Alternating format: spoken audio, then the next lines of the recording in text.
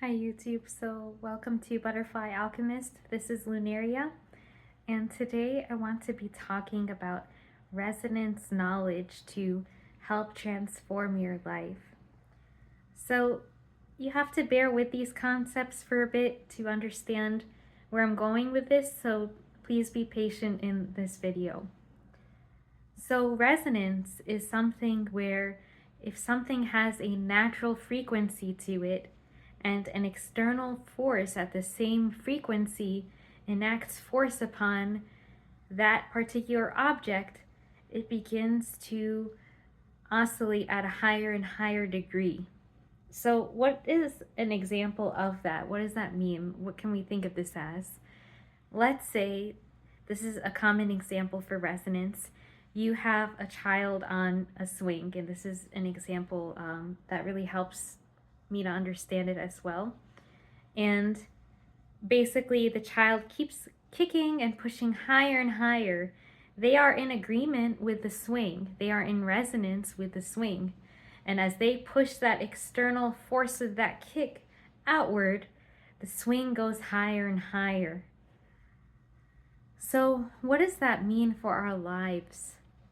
Well, it means that when things come into agreement or alignment with us, into resonance with us, we are able to carry out things at a greater power than we would be with things outside of our natural resonance.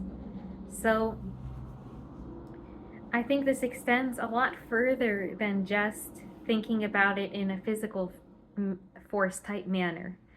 I personally believe there are similar things that you can apply in life as well. So for example, I have natural resonance with music. My being comes into alignment with music. I find that I'm able to propel my outcomes higher through music. That is my natural resonance point. And having an awareness of that allows me to understand where I can increase personal power, as well as knowing what things are in alignment with me so I'm contented. Because often the things that are resonant to us are also in agreement with us.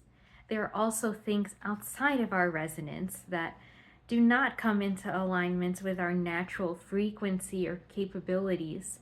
So I would say you would really benefit from finding that resonance. And sometimes that takes trial and error and trying different things until you start to find resonance. Even on my YouTube channel, this is something that I have come to realize is important. I put a frequency into the world, right, with my messages or songs or anything like that, so to speak. And there are countries that align with me and my message, and there's that resonance that starts building in those areas. And there are countries I've found through testing that do not naturally resonate with me. And having that information allows me to know which environments I should be targeting my efforts towards.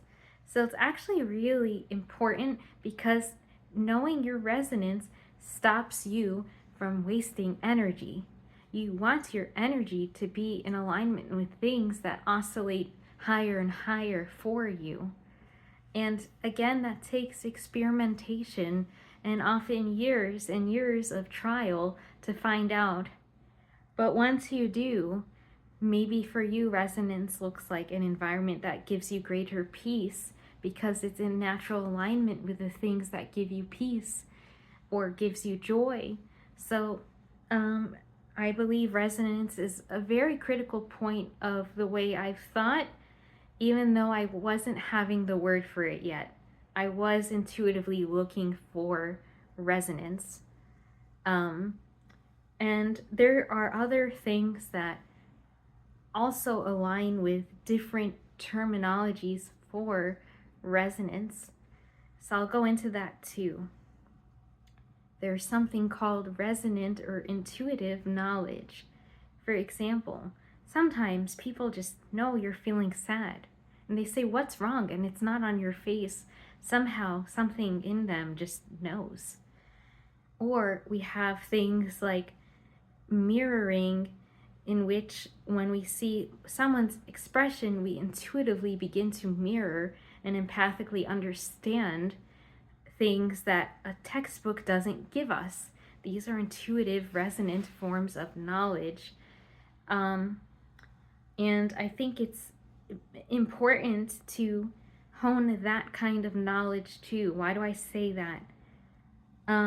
Because books are one type of knowledge, very important, but resonant knowledge, I believe, comes more through experimentation and adaptation over time. As in, you must keep putting yourself in situations to start to build your intuition and your ability to sense the things around you correctly. And that will give you a leg up in your life. And I would feel dishonorable not to share these honest things that I find are extremely helpful in life and maybe not commonly shared. So,